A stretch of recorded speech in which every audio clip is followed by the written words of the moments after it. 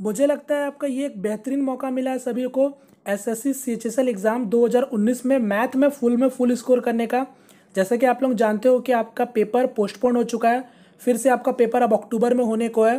तो यहाँ पास आप लोगों को फिर से 2 मंथ का प्रिपरेशन करने का अच्छे तरीके से टाइम मिला है। तो आप लोगों के पास एक बहुत अच्छा मौका है मैथ में फुल स्कोर करने का। चूँकि आप लोग जानते हो बीच में जो 3 दिन पेपर हुआ था, यहाँ पास आपका मैथ का जो पैटर्न था वो ऑलमोस्ट आपका निकल चुका है। और मुझे पूरा यकीन है कि एसएससी आपका एकदम भी मेहनत नहीं करने वाली है मैथ के ऊपर में। जो पैटर्न आपका था वो ऑलमोस्ट आपको उसी तरीके से आपका पेपर में देखने को मिलेगा। तो यहाँ पास आप लोगों को चीज़ें समझने का एक बार फिर से मौका मिला है। तो आप यहाँ पर मैथ में अच्छा स्कोर कर सकते हो, फुल तक स्कोर कर सकते हो। अब वो बात की बात होगी, नॉर्मलाइजेशन में क्या होगा वो आगे की बात होगी, ठीक है। तो चलिए अभी मैं आपको मैथ के क्वेश्चन कराऊंगा जो आपके सीएचएसएल के पेपर में पूछे गए थे 3 दिन के बीच में। और यहाँ आने वाले दिनों में मैं आपको और क्वेश्चन कराऊंगा जो भी आपके सीएचएसएल में पूछे गए थे पेपर में, उसी टाइप के क्वेश्चन कराऊंगा जो आपके पेपर में देखने को मिलेंगे, मतलब मिलेंगे, ठीक है। चलिए पहला क्वेश्चन आपके सामने है। आप लोग भी सारे क्वेश्चन को खुद से जल्दी ट्राई कर सकते हो। और अभी तो मैंने ज़्यादा क्वेश्चन नहीं लिया, केवल मैंने 7 से 8 क्वेश्चन लिया, उसको हम लोग जल्दी आपको सॉल्व कर लेंगे, ठीक है। और पेपर में आपको मैं कह सकता हूँ कि आपको देखने मिलेगा, मतलब मिलेगा, ठीक है। चलिए क्वेश्चन में आपको दे रखा था x+1/x का होल स्क्वायर इक्वल टू 3। आपको इसका वैल्यू निकालना था, यानी इसका मान बताना था। बताओ यहां पर देखो x+1/x का होल स्क्वायर इक्वल टू 3 दे रखा है। आपसे पूछा क्या है, x to the power 60, x to the power 54, 42, 36। यहाँ पर आप सबसे पहले देखो, यहाँ पर अगर मैं नहीं भी बनाता तो उसका आंसर मैं बता सकता हूँ 0, क्योंकि देखो डिफरेंस देखो कितना 6 का डिफरेंस दिख रहा है। यहाँ भी देखो 42 और 36 में डिफरेंस कितना 6 का डिफरेंस है, यानी यहाँ भी ±0 और ±0, यानी आंसर होगा 0। कैसे ये देख लो डिटेल। आपको पता है x+1/x का होल स्क्वायर अगर 3 दे रखा है तो यहाँ पर क्या हो जाएगा, x+1/x का वैल्यू क्या हो जाएगा, √3 हो जाएगा। अब यहाँ पर आप आसानी से क्यूबिक कर सकते हो बोथ साइड। तो यहाँ पर मेरा क्या हो जाएगा, x³ + 1/x³। और इसे डायरेक्ट फार्मूला भी होता है, फार्मूला की मदद से भी बना सकते हो। ये क्या हो जाएगा, n³ -3n होता है, तो क्या हो जाएगा 0 हो जाएगा, क्योंकि 3√3 -3√3 यानी 0 हो गया। अब यहाँ पर आप सॉल्व करोगे तो ये क्या आ जाएगा, x⁻6 + 1 = 0, यानी x⁻6 का वैल्यू क्या आ गया, -1 आ गया। ये चीज़ आप देख के समझ सकते थे। अब आप यहाँ पर देखो, आपसे पूछा क्या था क्वेश्चन में, ये वाला पूछा था, यानी मैं x⁻6 के पावर में क्या कर सकता हूँ, 10 कर सकता हूँ, प्लस x⁻6 और ये आपका 9 हो गया। उसी तरीक़े से 6 हो गया और फिर ऊपर में क्या हो गया, 7 हो गया। और यहाँ पर x⁻6 और यहाँ पर क्या हो गया, 6 हो गया। तो देखो इतना का वैल्यू क्या है, -1 है। अब आपको पता है -1 है, यहाँ पर पावर में क्या है आपका, इवन नंबर है। तो इवन नंबर अगर पावर में है तो क्या होगा, वैल्यू हमेशा पॉजिटिव होगा, यानी +1 -1 +1 -1, यानी कट के क्या होगा 0। तो करेक्ट आंसर होगा 0। क्लियर। चलिए, और ये क्वेश्चन इसी तरीके का सीजीएल में भी पूछा गया था। ये सब क्वेश्चन ट्रेंडिंग में है। नेक्स्ट क्वेश्चन, एक क्वेश्चन आपका पेपर में ये वाला आपका देखने को मिला था। आपको पूछा था, यहाँ पर दे रखा था, if a³ + b³ 20, a + b 5, then the value of a⁴ + b⁴ will be. आपको इसका वैल्यू बताना था। बताओ यहाँ पर देखो a³ और b³ का वैल्यू आप इसको मेंटली नहीं कर सकते, a³ और b³ का वैल्यू नहीं निकाल सकते, ठीक है। वो वैल्यू है नहीं जो वर्बली आप निकाल सकते हो, सॉल्व करना पड़ेगा। यहाँ पर देखो a³ + b³, ध्यान से देखना, आपसे पूछा क्या a⁴ + b⁴। यहाँ पर सबसे पहले अगर मैं देख रहा हूँ a³ + b³, इसके जगह पे मैं क्या लिख सकता हूँ, a + b, और यहाँ पर क्या हो जाएगा a² + b² और -ab हो जाएगा। देखो इतना करने का जरूरत नहीं, मैं केवल स्टेप लिख रहा हूँ ताकि चीज़ें आपको समझ आए। यहाँ पर क्या हो जाएगा 20 हो जाएगा। क्लियर। अब आपको पता है a + b का वैल्यू कितना था, 5, यानी मेरे को पता चल गया a² + b² और -ab क्या हो जाएगा, ये 5 से काटोगे तो 4 हो जाएगा। अब आप यहाँ पर देखो a + b आपको 5 दे रखा है, तो यानी दोनों जगह आप स्क्वायरिंग कर सकते हो बोथ साइड, क्योंकि यहाँ पर a² b² का मेरा वैल्यू आ जाएगा, जहाँ पर मेरे को ab का वैल्यू निकल जाएगा। बात समझ रहे हो। तो यहाँ पर क्या हो जाएगा, मैं दोनों जगह अगर स्क्वायरिंग कर दूँ तो यहाँ पर क्या हो जाएगा, a² + b² + 2ab, ध्यान दीजिएगा +2ab, और ये 5 का क्या हो जाएगा 25 हो जाएगा। मेरे पास इतना का वैल्यू क्या है, 4 है। अगर मैं यहाँ पर -ab कर दूँ तो ये क्या हो जाएगा, पॉजिटिव में हो जाएगा, यानी यहाँ पर ये मेरा क्या हो जाएगा a³ + b³, यहाँ पर -ab मैं कर दे रहा हूँ, और ये क्या हो जाएगा -ab हो तो एक पॉजिटिव आपका ऐड करेंगे, यानी ओवरऑल क्या हो जाएगा 3ab। यहाँ पर आपका फिर आपका क्या हो जाएगा, ये 5 का क्या होगा 25 हो जाएगा, ये तो 5 का 25 हो ही गया। अब देखो इतना का वैल्यू आपके पास क्या आ गया निकल के, इतना का वैल्यू 4 है, तो ये 4 अगर आप यहाँ लेके जाओगे तो क्या 21 हो जाएगा, 21 हो जाएगा तो मतलब क्या हो जाएगा 3AB21, तो AB का वैल्यू क्या निकल के आ गया 7 निकल के आ गया। तो ये आप थोड़ा माइंड में भी आप सॉल्व कर सकते थे, इतना करने का जरूरत नहीं था। यानी प्रोडक्ट क्या आ गया 7 आ गया।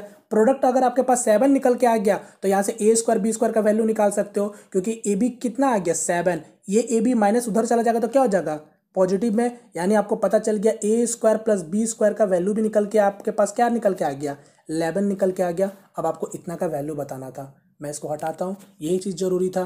तो यहाँ पास आपका मेरे पास क्या निकल के आ गया AB निकल के आ गया 7 और A² प्लस B² निकल के आ गया आपका 11। अब आपको पता है A⁴ प्लस B⁴ आपको यही फाइंड करना है, यानी मैं कह सकता हूँ A² प्लस B² का whole square minus 2A² B², यही ना होगा। ध्यान से देख लो अब इसको अगर आप ब्रेक करोगे तो क्या हो जाएगा A⁴ प्लस B⁴, और फॉर्मूला में क्या होता है आपका प्लस 2A² B², और इसके लिए मैं जगह में मैंने यहाँ लिख दिया 2A² प्लस B², यानी यही फाइंड करना था। तो इतना का वैल्यू मेरे पास क्या है 11 का स्क्वायर कितना हो गया 121 माइनस AB का वैल्यू क्या है 7, यानी 7 का स्क्वायर 49 इंटू 2 98। सॉल्व करो, 2 यहाँ हो गया और 21, यानी आंसर क्या होगा 23। क्लियर, उम्मीद करता हूँ सभी लोगों को समझ आया होगा। चलिए नेक्स्ट क्वेश्चन की ओर बढ़ते हैं। एक क्वेश्चन आपका ये पूछा गया था और ये सब क्वेश्चन अभी पूरा ट्रेंडिंग में है, ठीक है। यहाँ पर क्या बोला, 2 chord AB and CD of a circle are extend to meet at point E outside the circle such that AB 11 cm, BE 6 cm और DE 8 cm. Find the length of the chord CD. बताओ, यानी question में क्या पूछ रहा है कि कोई एक सर्कल है, ठीक है, 2 कॉर्ड आपको दे रखा था AB और CD, जिसको एक्सटेंड करके E पॉइंट पर मिलाया गया है। तो मैं मान लेता हूँ ये हो गया A हो गया, ये हो गया B हो गया, और ये मान लो C हो गया, तो ये आपका D हो गया, और ये हो गया मेरा E पॉइंट पर एक्सटेंड करके मिलाया गया। आपको AB दे रखा था कितना 11, आपको BE दे रखा था कितना 6, आपको DE दे रखा था 8, आपसे पूछा था CD, CD पूछा था CD। अब आप यहाँ पर क्या कर सकते हो, सेकंड प्रॉपर्टी आप जानते हो, डायरेक्ट आप सेकंड प्रॉपर्टी लगा के आप इसको निकाल सकते हो। मान लो ये आपका x है, अब x लगा देते हैं, तो सेकंड प्रॉपर्टी मेरा क्या हो जाएगा, मैं डायरेक्ट लगा रहा हूँ, यानी क्या हो जाएगा 6 गुना 11 6 17, क्योंकि यह क्या होता है BE प्रोडक्ट AE, यानी 6 गुना 11 6 17 इक्वल टू यहाँ पर 8 गुना 8 प्लस x। सॉल्व करो, यहाँ पर 8 को मैं नीचे ले आ रहा हूँ, 2 से काटोगे तो 3 बार में, ये आपका 4 बार में, यानी 51/4, 51/4, यानी 12 चौके 48, 3/4 0.75, यानी कितना हो जाएगा 12.75 निकल के आ गया। अब ये 8 आपका इधर आ जाएगा, यानी क्या हो जाएगा x का वैल्यू हो जाएगा 4.75, यानी करेक्ट आंसर 4.75 सेंटीमीटर। क्लियर, तो सेकंड प्रॉपर्टी आपका से क्वेश्चन पूछे जा रहे हैं सेकंड प्रॉपर्टी से, ठीक है। नेक्स्ट क्वेश्चन, एक क्वेश्चन आपका ये पूछा गया था, तो यहाँ पर क्या बोला है, if cos x plus cot x equal to 2 then the value of sin x will be. बताओ, अब यहाँ पर देखो क्या आपसे पूछा है, sin x का वैल्यू पूछा है। अब तक तो आप आंसर भी निकाल लिए होंगे, क्योंकि हम लोगों को पता है cos x plus cot x अगर आपको 2 दे रखा है, और हम लोगों को एक रिलेशन पता है cos x square minus cot x square equal to क्या होता है 1 होता है। तो बस आप देख सकते हो, यानी यहाँ पर मेरा क्या हो जाएगा cos x plus cot x equal to क्या हो जाएगा 1/2 हो जाएगा।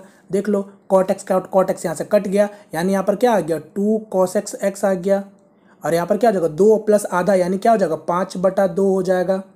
अब ये 2 नीचे आ जाएगा, तो यहाँ पर क्या होगा 2 हो गया। अब ये cos x मेरा क्या है 5/4 आ गया, यानी साइन आपसे पूछा था तो अल्टी पल्टी कर दो, यानी क्या आ जाएगा 4/5 हो जाएगा, यानी करेक्ट आंसर हो जाएगा 4/5। क्लियर, उम्मीद करता हूँ सभी लोगों को समझ आया होगा। चलिए नेक्स्ट क्वेश्चन की ओर बढ़ते हैं, और ये बहुत पॉपुलर क्वेश्चन है आपका। नेक्स्ट क्वेश्चन ये रहा, इसको देखो, यहाँ पर क्या बोला था, in a circle a chord of length 24 centimetre is situated on one side of its diameter, a perpendicular of length 5 centimetre is drawn from the centre to the chord, find the length of diameter to the circle. यानी क्या बोल रहा है कि कोई एक circle है, ये कोई सर्कल हो गया, इन अ सर्कल कॉर्ड आपको दे रखा, कॉर्ड ऑफ लेंथ 24 सेंटीमीटर, ये मान लो आपको कॉर्ड दे रखा है, is 24 centimeter is situated on one side of its diameter, a perpendicular of length 5 centimetre is drawn from the centre, यानी ये सेंटर से आपका परपेंडिकुलर डाला गया जो कि आपका 5 सेंटीमीटर का है। अब आपसे पूछ रहा है इस सर्कल का डायमीटर। अब आपको पता है नीचे का कॉर्ड कितना था, नीचे का कॉर्ड क्या था 24 सेंटीमीटर। अब सेंटर से परपेंडिकुलर डाला गया तो मतलब बीच पर मतलब मिडिल में आएगा, ठीक है, मिडिल में आएगा मतलब आधा आधा डिवाइड करेगा, यानी ये मेरा क्या हो जाएगा, अगर ये 24 का कॉर्ड है तो ये क्या हो जाएगा 12 हो जाएगा, आधा आधा क्या हो जाएगा 12 हो जाएगा। तो यहाँ से आप ये लगा सकते हो पाइथागोरस थ्योरम से, 5 12 13 ट्रिपलेट बनता है 5 12 13। अब ये 13 आया तो ये क्या हो जाएगा डबल 26, यानी इसका डायमीटर क्या हो जाएगा 26। तो ये भी क्वेश्चन आपका पूछा गया था। चलिए नेक्स्ट क्वेश्चन कर बढ़ते हैं। एक क्वेश्चन एक सिंपल सा इस तरीके से पूछा गया था, टाइम एंड वर्क का क्वेश्चन, ठीक है। A and B can complete a work in 15 days, B can do same work in 40 days, working alone in how many day A will be able to finish the same work alone. Alone पूछा है, ए अकेला कितना दिन में अब काम करेगा।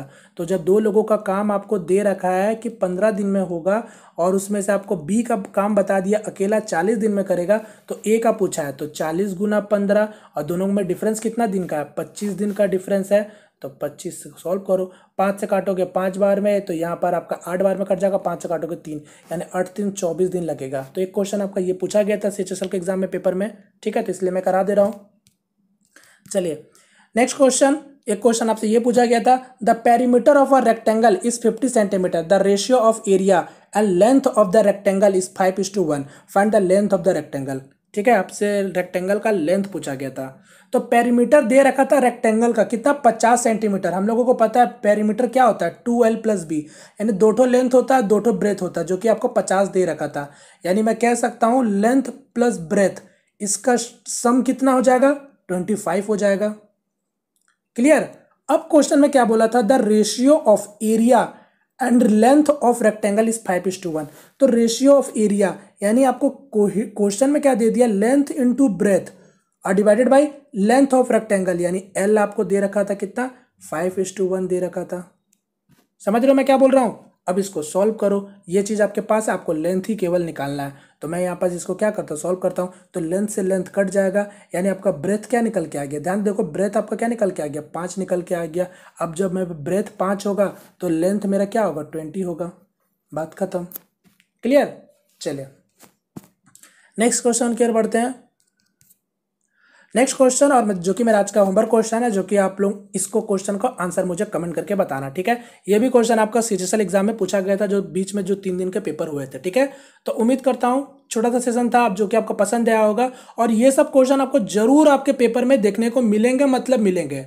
मैं फिर से बता रहा हूँ, चीजें आपके हाथ में है, आप कैसे समझते हो और किस तरीके से आप तैयार अपने आप को करते हो, ठीक है। चलिए यहाँ पास मैं वीडियो को वाइंड अप करता हूँ। सेशन पसंद आया तो वीडियो को लाइक शेयर जरूर कीजिएगा और मिलते हैं फ्रेंड के नेक्स्ट वीडियो में। तब तक के लिए जय हिंद जय भारत।